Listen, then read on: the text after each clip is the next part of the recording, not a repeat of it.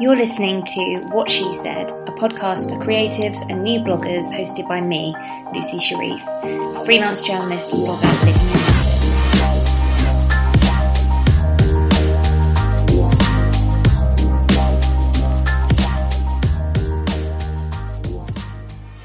Welcome to episode... God, I don't even know what episode it is, actually. I don't know why I started with that. Welcome to whatever episode this is of What She Said. I can't actually believe I've been going this long. I think I've probably recorded about 10 interviews, and at the time of recording this pre-roll, I've put out 3, which is crazy to me. And I've had such a nice response as well, so thank you, everybody. Everybody who's reviewed and rated and just tweeted and shared and whatever, I really, really, really appreciate it. So in this episode, I have a natter with Elizabeth of Rosa Lilium about her 9-year blogging career. We delve into the misnomer of introversion. We chat a little bit about mental health. She has got absolutely stacks and stacks and stacks of knowledge. She's forged a crazy diverse career, and she has loads of blogging tips, so it's a really, really good listen if you're feeling stuck with your identity in blogging, or you need some help with branding or advice on how to find your voice. This is the perfect listen for you. So let's dive in. My gosh, where are we now? 2017. So that means I've been blogging for almost 9 years now. Wow. Which makes me pretty old school when it comes to the blogosphere. I got started actually in travel blogging. I had a quarter-life crisis and packed up my life, quit my job, quit my flat in London and everything, and did the backpacking around Southeast Asia thing. And just as a way to share my story with my friends and my family back home, I set up a blog, which I write almost every single day, I think. And after that, I went in the following year, I went again, had a separate blog, and I just got so used to writing every single day that when I came back, I just had this, it was almost compulsion to, I don't know if that's the right word, to write and just share every single day. And I set up Rosa Lilium as just a dumping ground for things that inspired me and a way of thinking through ideas. And within just a couple of weeks, I discovered this massive community in the blogosphere of people doing similar things. And it was one of the most inspiring communities that I'd come across. And I started to meet people I might never have met before.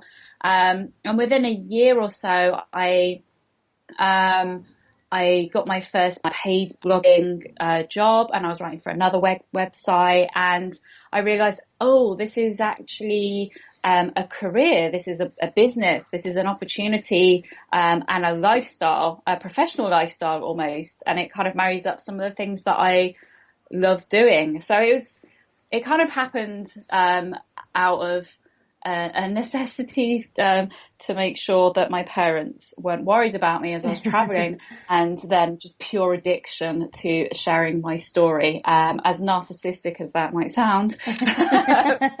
It really Not is. at all. I think it comes out of this idea that with this sense, this loss of community around us. We used to grow up in small communities, but everyone moves all over the place. I'm a bit of a nomad. I have lived and moved about 20, 30 times in my life. And by finding this blogging malarkey, I've found my own community, and I don't have to see them physically every day, but I have them there. And I think that's what has drawn a lot of people to this kind of work, as well as a hobby. And I think that's just fantastic. I think it's interesting that quite a lot of introverts tend to be drawn to it, probably for that exact reason. Yeah, definitely. And I didn't even know, I didn't really know that I was an introvert until blogging. Me neither. Other people talking about on Twitter, and I was like, "What's this?" Like, I'd vaguely come across it at maybe school or college, but never really looked into it. And I think our definitions of what an introvert is was wrong sort of 15, 20 years ago. And now through sharing information, I've realized that being an introvert's about energy usage and not necessarily about being shy. Yeah, absolutely. Because I thought I was shy, and I was always told by other people, no, you're not shy, you're too confident. Yeah. And I was like, well, I'm pretty sure I know how I feel. But I've realised actually what it is that I'm introverted, which is slightly different. I'm a confident introvert. I can go into a room and I can talk to people and I can have a conversation with them, but it'll probably wipe me out for a week afterwards. Yeah. So I'm exactly the same. I think there's a lot of people out there as well who feel probably really, really similar. I mean, you can be that person and be shy and introverted. But for the majority of us, especially when you're older, right, you've learned how to socialize at a party, but then you need to go home and sleep and turn your phone off and not speak to people for a week afterwards. That's exactly kind of how it is for me.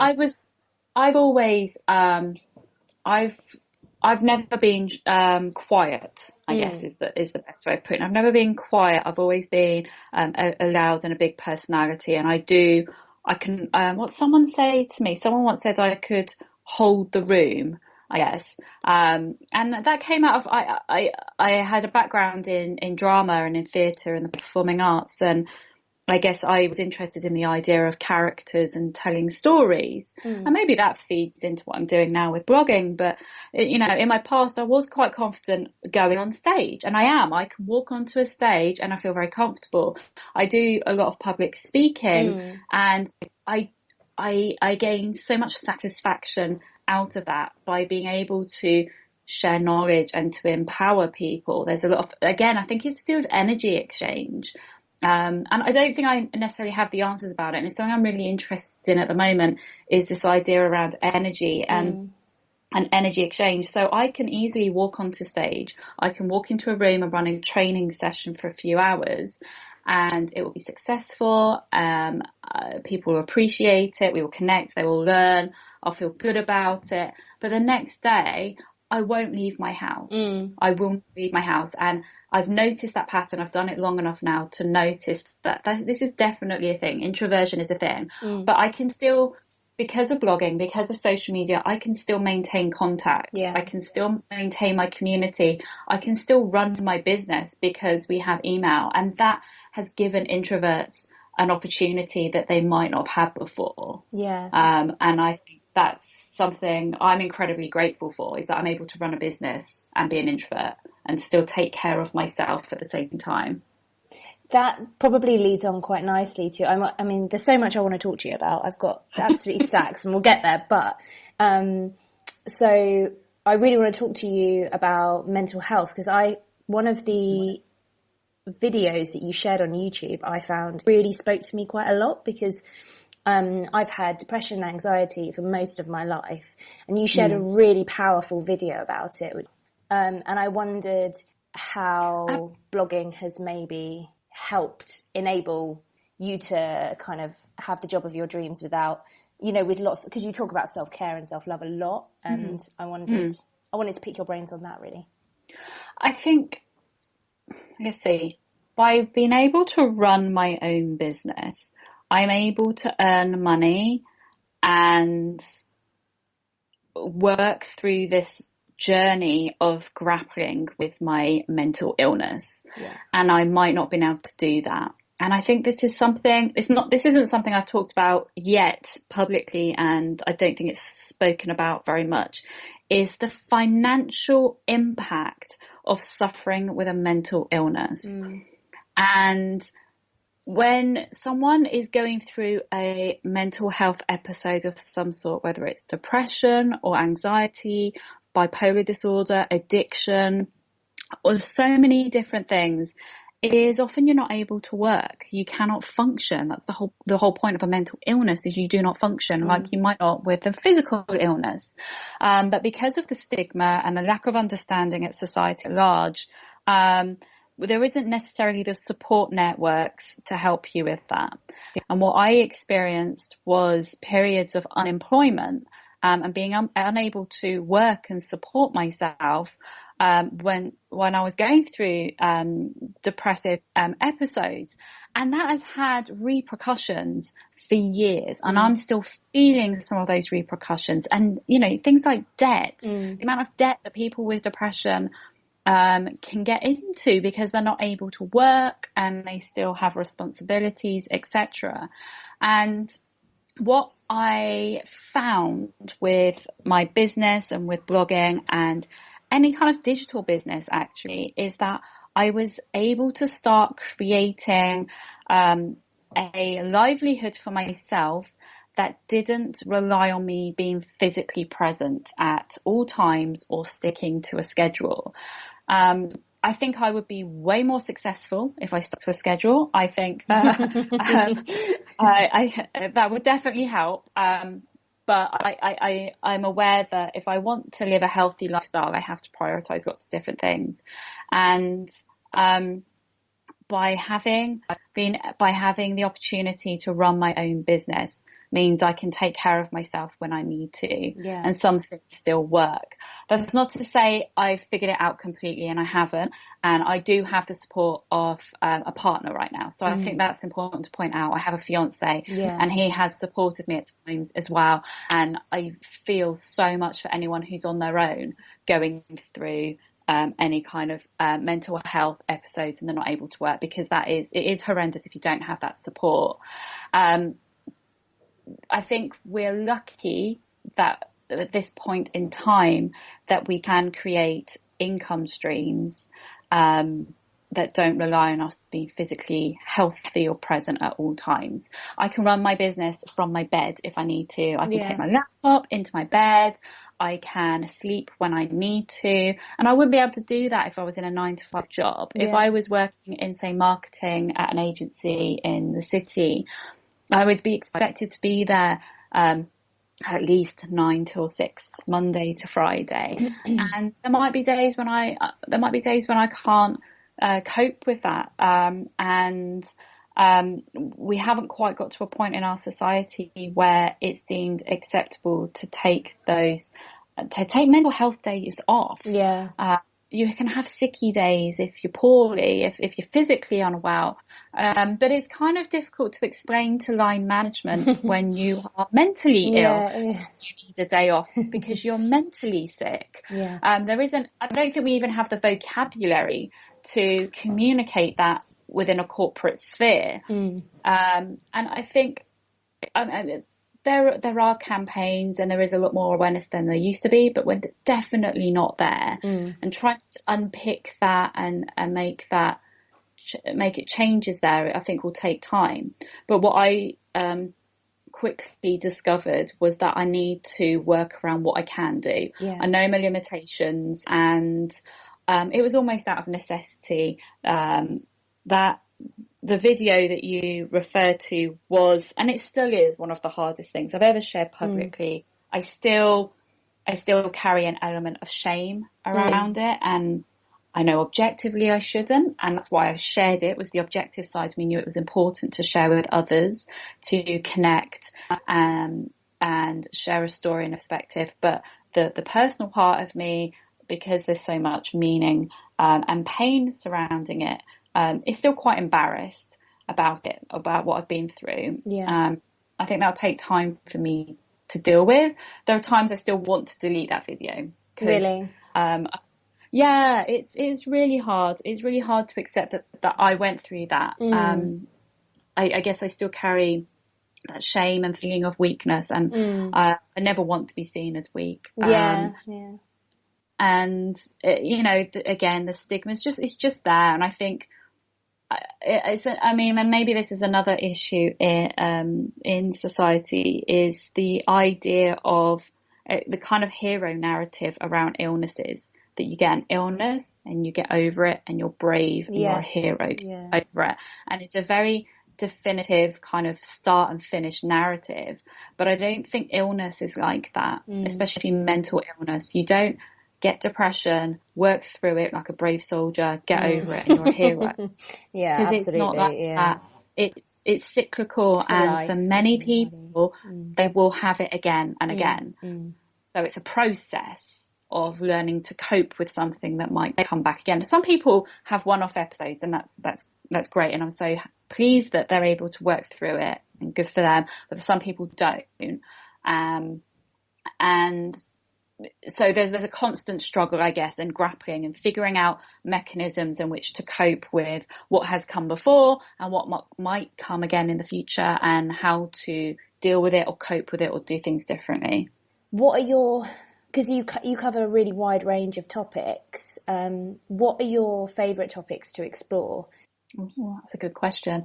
I mean, yeah, starting off with the idea of lifestyle as a niche or a genre is problematic. And the only reason I use it is because there isn't really any other label you can give it. It's just me. It's a personal blog, which essentially is what lifestyle blogs tend to be in general. So it's a personal blog, and it always has been. If you go back through the archives, the 7 years worth of archives, it is very much a lot more diary style and personal, and I think it's become less personal in the last couple of years, for whatever reason. In terms of topics that I enjoy, well, at the moment, probably well-being and self-care, because I sort of shifted focus. So it's a well-being lifestyle blog in theory. That's my aim for 2017, as I am personally going through this journey of figuring out better ways to take care of myself in a holistic way. Because everything I was kind of reading in terms of well-being is always tends to be focused on the physical. And I know that, my well-being isn't about how much I've exercised or how nutritious the food I eat is, as important as that is. It's also about mental health. It's also about creativity. It's about spirituality, and a lot of very personal things that I don't feel we talk about as much in the blogosphere, or not so much in a personal way in media in general, and in a holistic way. So I want to be able to talk about, say, a healthy recipe that I've come up with or tried out, as well as sharing recently what I gained out of a mindfulness course that I went to. So for me, the topic of well-being is so broad but personal, and I want to take blogging back to the personal and the connections, because when I speak about myself and my experience, I'm able to connect on a much more deeper and fulfilling level with my readers, and the friendships and the connections I make out of that I find are more positive and beneficial than when I'm trying to be something else in blogging, or trying to follow a trend, or trying to do what others are doing. And I think we all do it. We all compare ourselves, and especially when you see someone being successful, it's very hard not to look at that successful person and think, oh, I could probably do something like that. And then the next thing you know, your blog is being pulled in all sorts of different directions, because you're doing this type of thing because that blogger did it, and you're doing this because that person's successful of that, and you kind of lose track of what it was about you that made your blog unique and interesting for your readers. So I think the well-being shift has helped me focus it back on what was important to my readers and what's important to me as a person, because it actually just makes the job easier as well if it's something I'm actually interested in and current in what I'm doing every day, instead of trying to write about something that's irrelevant to my daily life. Yeah, absolutely. Fitting a square peg into a round hole. I think that it's really interesting that you touch on that, because I think that authenticity and that journey that we all go on as bloggers, you're absolutely right. I think I don't know a person that hasn't gone through this, where you let the noise in of you should do this, you should do that, etc., and forget that you should be doing what you want to be doing. You should be writing about what you want to be writing about. So I should say, actually, that you do a lot of training and public speaking and have run conferences for other bloggers as well. So would you say that that is one of the lessons that you also teach other new bloggers? Absolutely. I think so. Yeah. So I guess I'm an authority mainly because mainly because I'm a bit of a bossy person, to be honest, and I can't not share what I learn along the way. Again, I'm just compelled to share everything.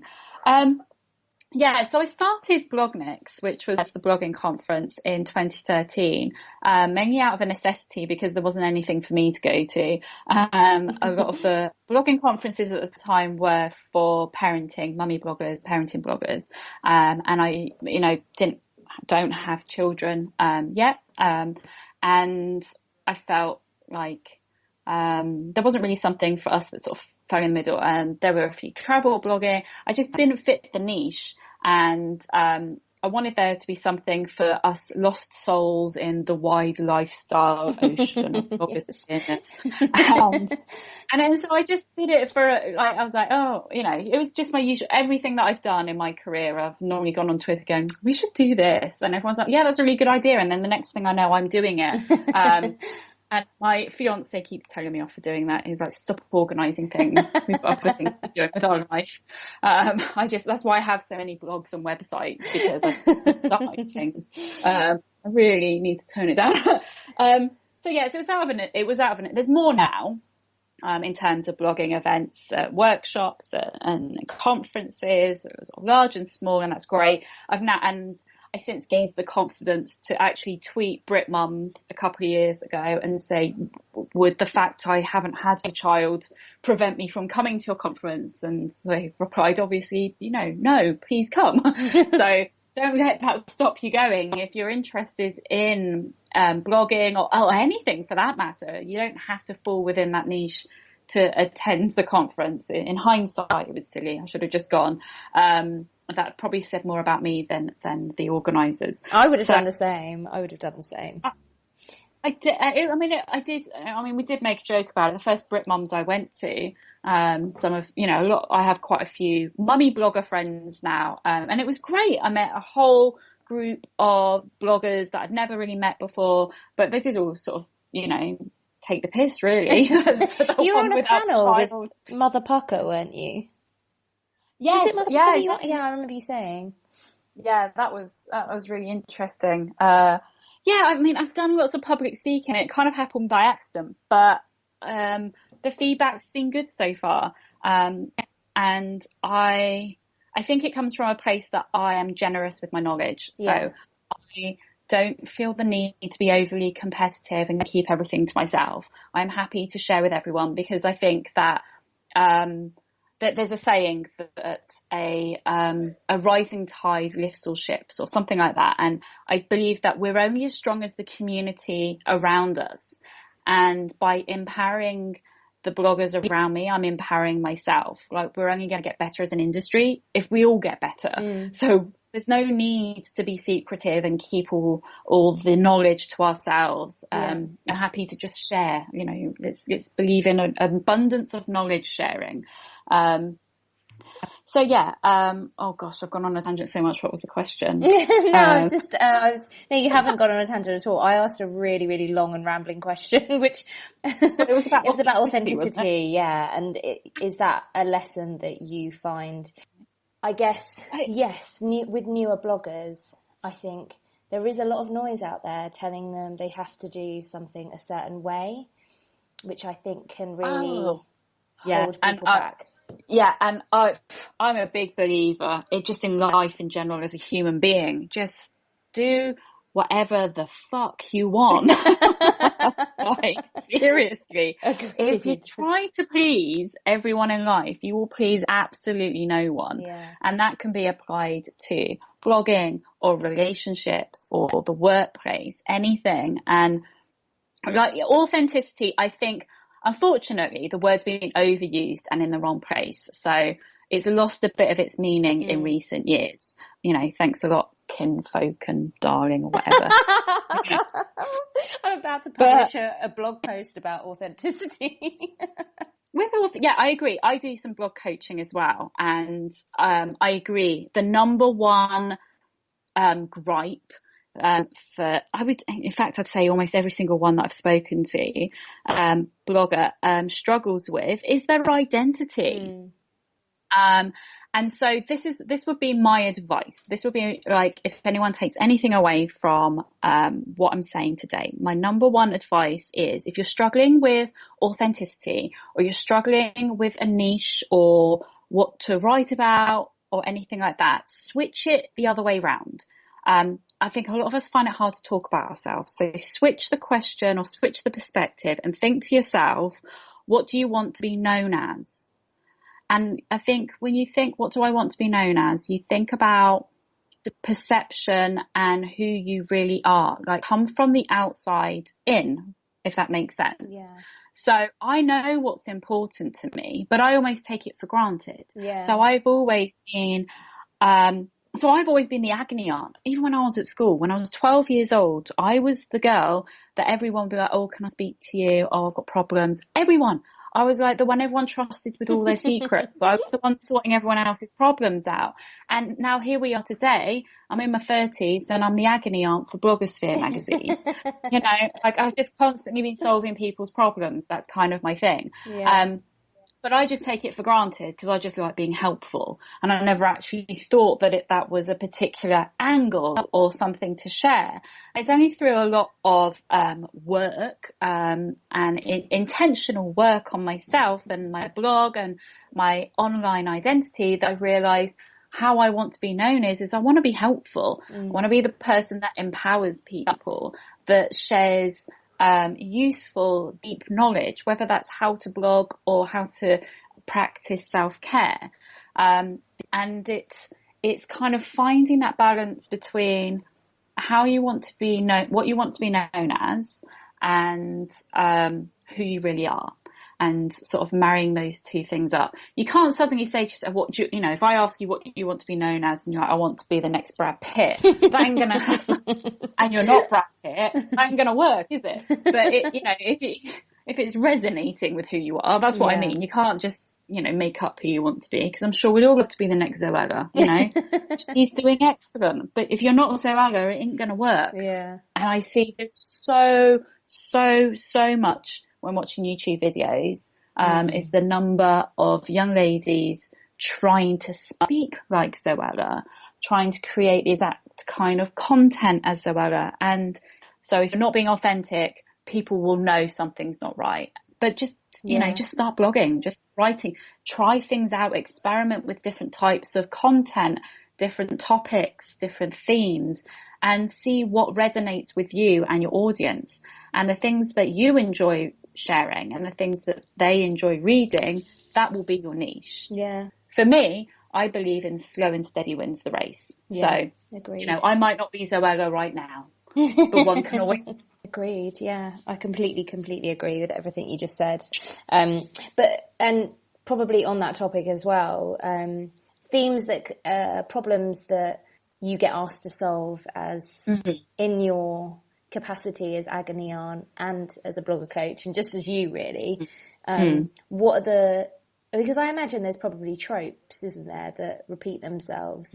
Most people, I think, are struggling with, like we were just saying, about identity and authenticity.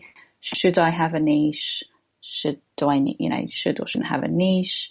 One of the things that I get asked a lot is about followers, about stats, and about, I get asked that a lot. How can I get more views? How can I get to this magic number? And one of the things that I'll always say is, why do you want that number? I think we have to now we need to start thinking as a business. So the thing about identity and authenticity and niche is more of the sort of personal and creative side of blogging. But a huge part of blogging is business. And we have to shift our thinking. It's a whole different part of your brain to think like a business. And yes, numbers do matter, but they also don't matter, right? They literally do and don't matter for different reasons. And that's why thinking like a business is important. So how we need to think about, how do we want to make money? If that's the goal, like what, like you said, what are the goals? Why do they want certain numbers? Do you need to have, say, 10,000 views in order to join a certain affiliate program? Do you need to have 10,000 followers on Instagram in order to be accepted for a certain campaign? If there is a monetary value tied to a certain number, then yes, I totally understand why you'd want to work to that. But that being said, not all monetary opportunities are tied to statistics like that. That's just a small part of the business at large of blogging. And there are lots of different ways to make money, whether it's through direct brand or PR sponsorships and collaborations, or whether it's through affiliate marketing, or whether it's through digital products, direct selling. And the thing is, with something like affiliate marketing, you do not need the big numbers. No. Because if you are an authority, if you are authentic and you have a strong voice, you could have 100 followers. But if those 100 followers buy every single thing that you recommend, or every service that you recommend, you can make an income. Yeah, that's actually a really good point. Yeah. Yeah, there might be someone with 10,000 followers, but they only pop in once a month or so, and they're not necessarily bothered about what you've got to share or what you've got to recommend. So it's about the quality of those readers and whether they resonate with you. I keep saying this word resonate. It's obviously my word of the day, but you need to find an audience that resonates with you, and it doesn't matter whether you have 100, 1,000 or 100,000. Like, it's a start. Yeah. And if those people really resonate with you, then they will share your work. And that's the best way to grow your audience, is to find people that will be your cheerleaders, the people that are going to share your work and say, this made a difference to me, this helped me, this inspired me, this made me feel good. You know, if you're creating content that generates that response, that's how you're going to engage an audience rather than grow numbers. Yeah. And they're different things and they're different approaches, and I think there's value in both. It just depends on what your business is. So going back to what I was just saying at the beginning of my sort of tangent here, is figuring out what you want your business to look like.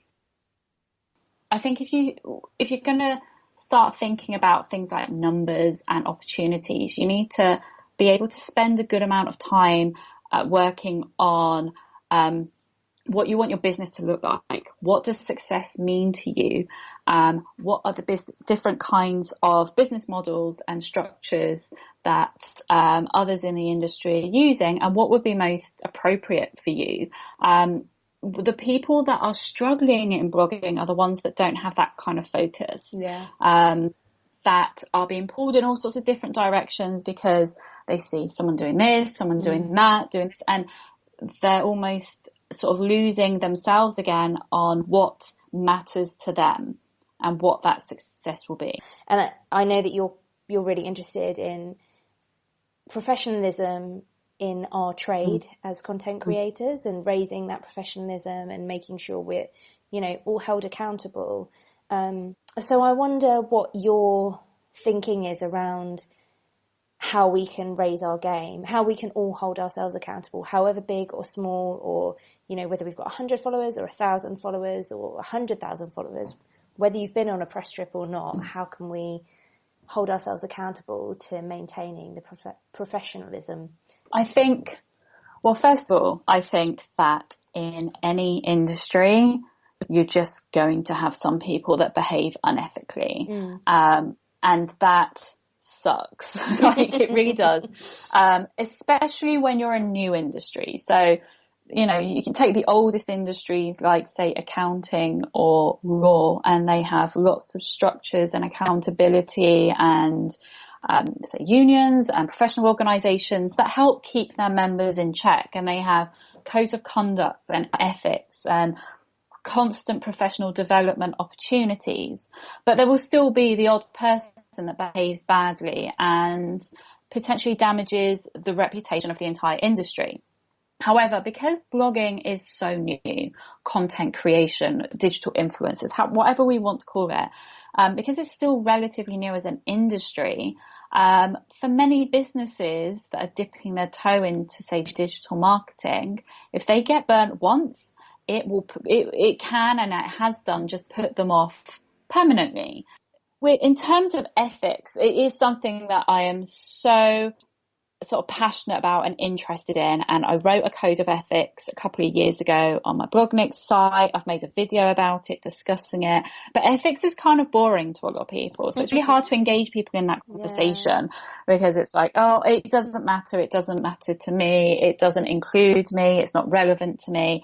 And the thing is if you don't have that kind of foundations of that foundation of ethics, then it does become a bit of a free-for-all. So what we've got is an industry where there are lots of different ways of doing it, and we don't have this kind of universal code of conduct, and it's damaging us all in the long run. Yeah. To have a union, it is something that Raj and I have looked into.